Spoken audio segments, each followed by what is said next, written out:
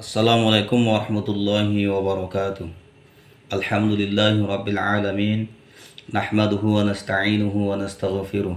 Wa na'udzu billahi min syururi anfusina wa min sayyiati a'malina. May yahdihillahu fala mudhillalah wa may yudlilhu fala hadiyalah. Amma ba'd.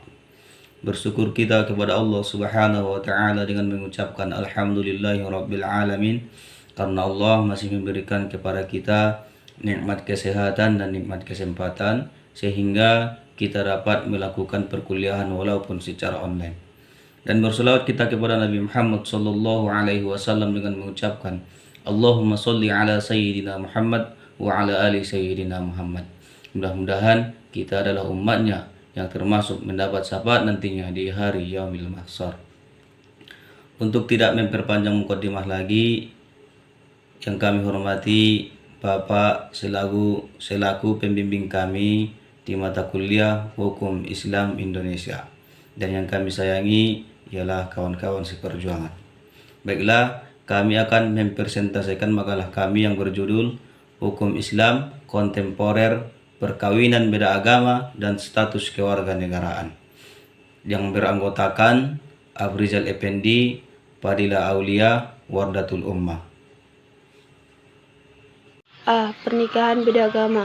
Pernikahan beda agama adalah pernikahan antara pemeluk agama yang berbeda, namun mereka tetap memeluk agama masing-masing, karena di Indonesia adalah masyarakat yang pluralistik dalam beragama. Menurut Majelis Ulama Indonesia atau MUI melalui fatwanya melarang orang muslim dan non-muslim menikah, baik laki-lakinya yang muslim maupun perempuannya yang muslimah. Pertimbangan atau alasan tersebut dikeluarkan fatwa MUI adalah untuk menghindari timbulnya keburukan atau kerugian yang lebih besar dibanding kebaikan atau keuntungan yang ditimbulkan.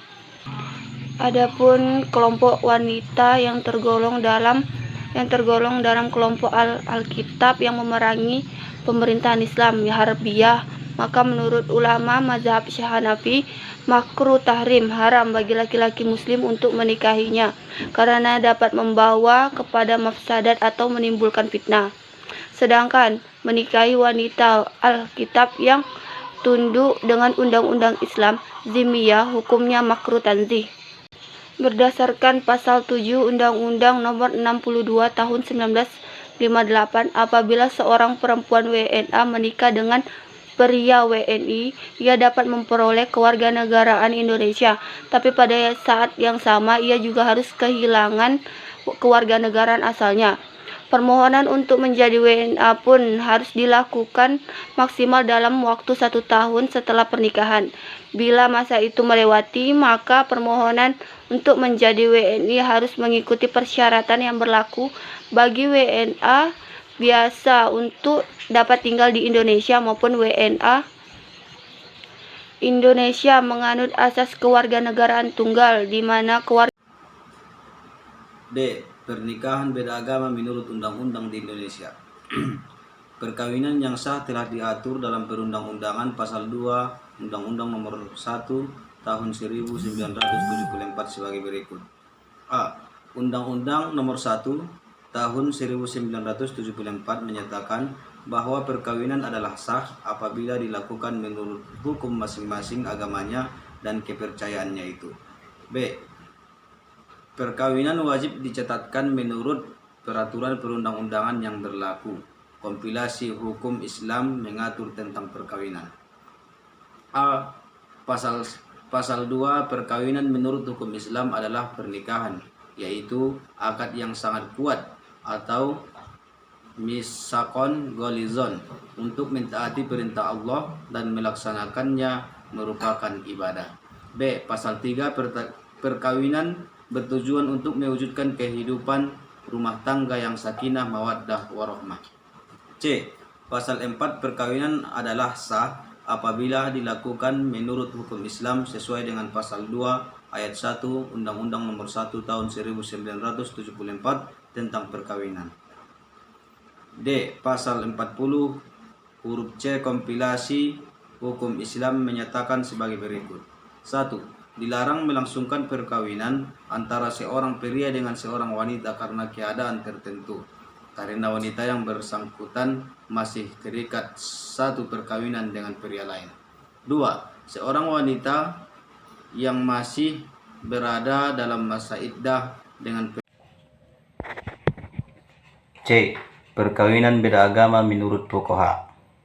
Fuqaha sepakat bahwa perkawinan seorang perempuan muslimah dengan pria non-muslim, baik ahlul kitab atau musyrik, tidak sah, karena akan dikhawatirkan ada pelanggaran-pelanggaran etika akidah.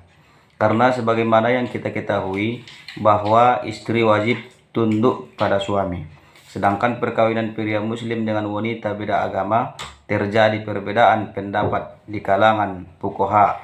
Antara lain, mazhab Hanafi, Imam Abu Hanifah berpendapat tentang perkawinan antara beda agama terdiri dari dua hal, yaitu yang pertama, perkawinan antara pria muslim dengan wanita non muslim atau musyrik hukumnya adalah haram mutlak. Adapun yang kedua, perkawinan antara pria muslim dengan wanita ahlul kitab, Yahudi dan Nasrani hukumnya mubah atau boleh.